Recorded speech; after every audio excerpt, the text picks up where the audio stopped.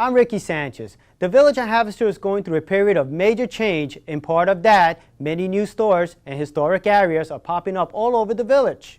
One of the newest additions to the village of Haverstraw is the Haverstraw Brick Museum, which will be open on Wednesdays and Sundays from 1 to 4. Special visits can be made by appointment. And in fact, the whole Northeast was built from Haverstraw bricks. And we're so proud of the history of this great village and the people who have resided here, and it's a great day. One other thing you should know is it's all historic, and this is going to be the heart of it. 1836, fully a third of New York City burnt to the ground. There was a tremendous conflagration. It took place in the winter over a 4-day period. Those buildings had to be replaced, and they were, with Haverstraw brick. Hello, I'm Ricky Sanchez. I'm Kevin Jacobson. And you're watching Inside Rockland. What is Inside Rockland? It's a local show that will highlight the different aspects of the community. From news and politics to helping the county find missing children and help lock up Rockland's most wanted. And getting your reactions and opinions with our Word on the Street segment. Inside Rockland starts right now.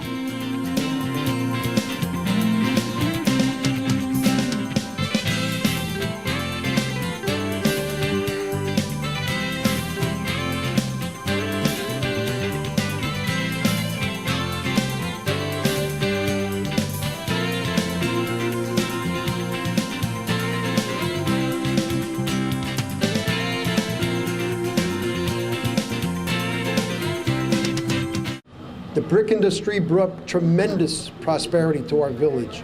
It brought thousands of jobs. It brought millions and millions of dollars.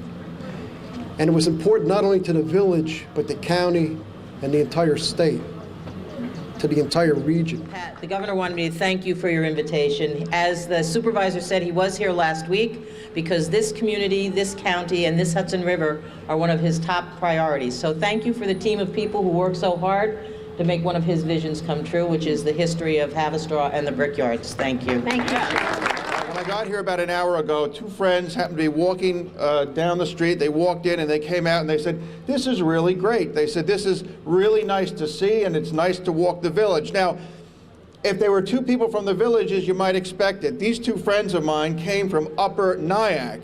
So the word is getting out that the village of Haverstraw is the place to be. They just said, we had an afternoon and we wanted to walk through the village, and they happened to come into the Brick Museum and see the history, and this is what it's all about. It's a tribute to the citizens of the village and of Haverstraw, your elected officials, and people like Pat that got the job done. Congratulations, God bless you. You do know, of course, today that we're taking a giant step forward. The industry that gave Haverstraw the right to be called the brick-making capital of the world is about to be memorialized. Today we're going to cut the ribbon to the museum, and it becomes a very important part of our history. Thank you, everybody. 1, 2, 3.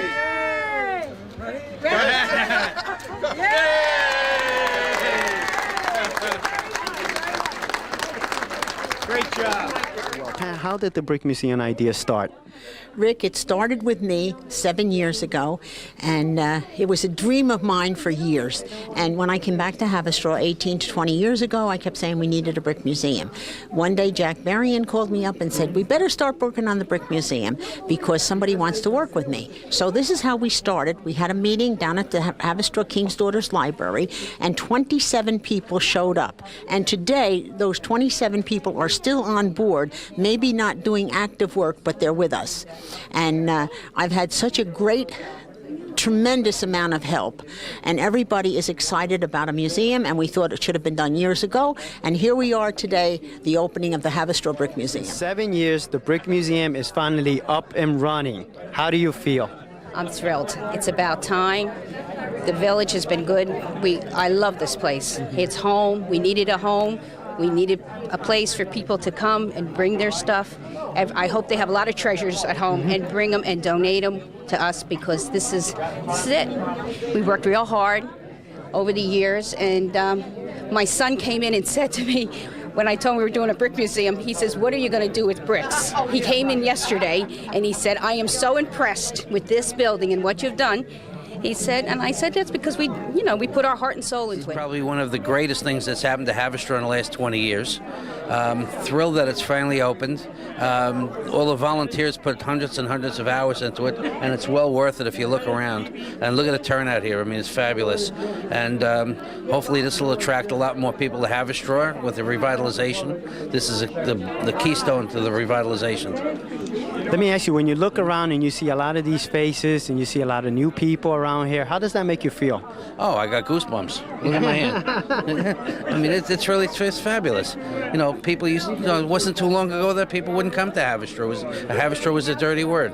Now Haverstraw is the place that people want to come to now. People are looking forward to come to Haverstraw. Mike, there's been this renaissance going on in the village of Haverstraw, and it looks like the Brick Museum is also going to be now part of it. What do you think of this? I think it's a tremendous thing. They've been working on this since 1995. I guess you'd have to give Pat Gordon credit for the genesis of this idea. But as they celebrate the brick industry in Haverstraw and the opening of the museum today, I think it's more about mortar than it is about bricks. It's the people in this community, the people in this organization are the mortar that hold it together. They stayed together for 7 years, they worked hard, and today is really the culmination of their hard work. Gromack, you've been a long supporter of the Brick Museum for many, many years to help get it started. Now that it has opened today, what do you think? Well, I think this is great for not only the Haverstraw community, but really for New York State. I mean, the Brick Museum and the Brickyards was a part of New York's history, and to come in here and look at some of the old books and the bricks and to see the display there of how it looked many years ago is so important. And I think, again, it's been, as you said, 7 years in the making, but the wait was worth it. Just seeing the history of this brick museum and, again, the whole area where the bricks were made is so important to Rockland and really New York State. It's a part of New York State history. So I just want to congratulate everybody to getting us to this day. And I look forward to coming back when kids can come in from schools and hear about the history. Today's the grand opening, but it's when the kids come in and learn about the history that it'll really mean something special. Linda, you're also a member of the Museum Educational Committee. And could you explain to us how that works? Yes, we're going to have classes probably on Tuesdays and Thursdays for all the students in the whole entire county, that they can come with their teacher and learn about the history of the brickmaking industry, as well as the immigration and how Haverstraw grew so popular throughout the era of the brickmaking. Does that meet the standards of New York State? Because in fourth grade they learn local history, they learn colonial America, and on top of that, they learn all about immigration. Do this, but the labor that she puts in has never been paid for at all, nor did she expect it. But she's a volunteer that does an excellent job, and I think that this is going to be a very successful museum.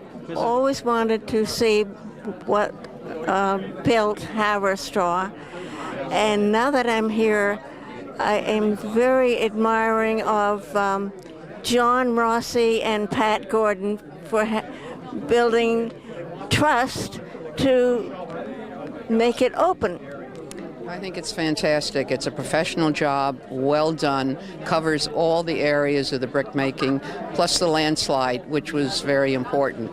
As my mother remembered the landslide and showed me when I was little where it happened. I grew up in Rockland County. I now live in Atlanta, and I think it's important to preserve areas of our past, and Haverstraw is a beautiful city in that it has old buildings, and I think it's important for the Brick Museum to reflect what built the city. I'm here with Joan and Mary Brophy. They're both sisters, and their family, the ancestors back in the day, owned the Brophy's brickmaking. Can you tell me a little bit about that, or whatever you could remember? The only thing I remember is my father would be gone for a couple of days if he went on the barges to bring the brick to the city, or we'd go up to Kingston, but I was too young to know much about the yards. I think it's wonderful that they've done this. It's a long time coming, and that was the whole community here, brick, brick, brick, until the crash. And then no more houses were built with brick.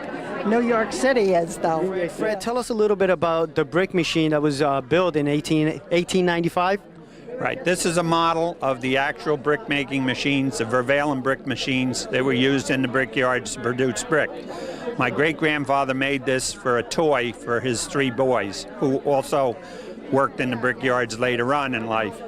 And they were blacksmiths as a profession for the Washburn and Fowler yards up in Grassy Point. This is an actual working model. It has a little mold here that is a replica of what the molds are, and we have examples of the molds here in the museum.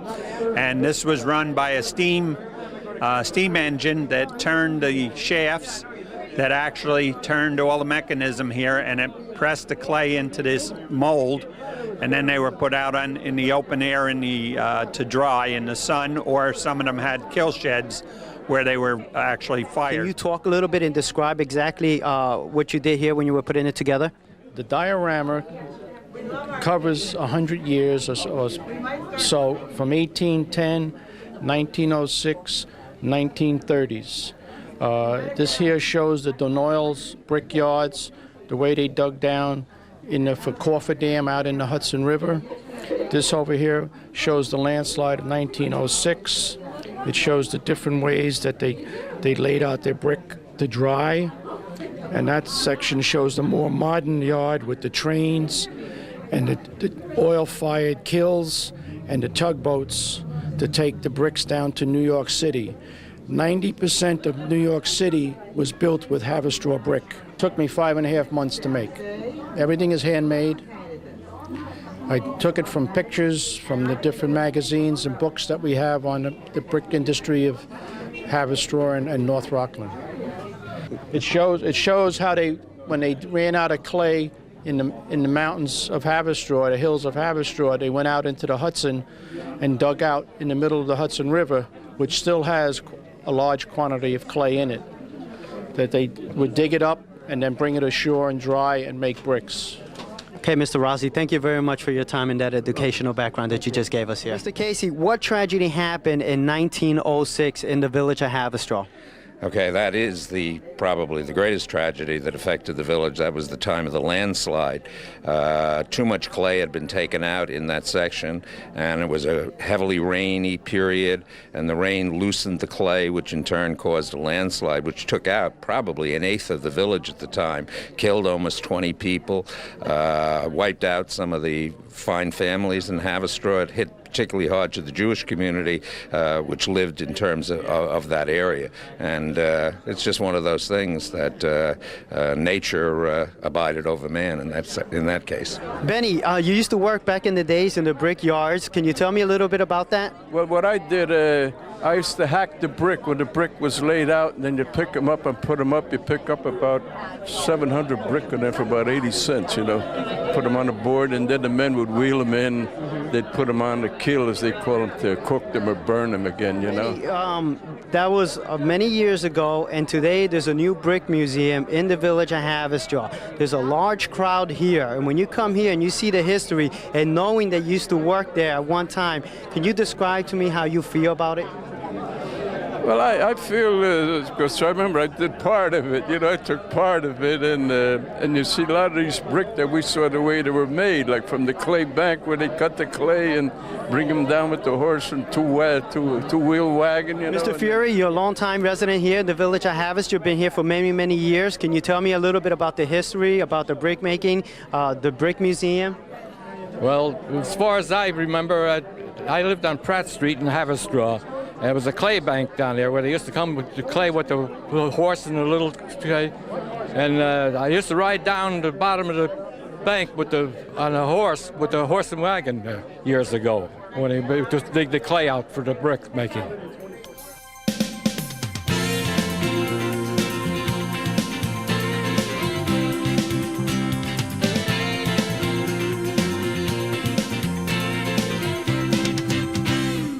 Hi, I'm Nikki Merriman from Haverstraw.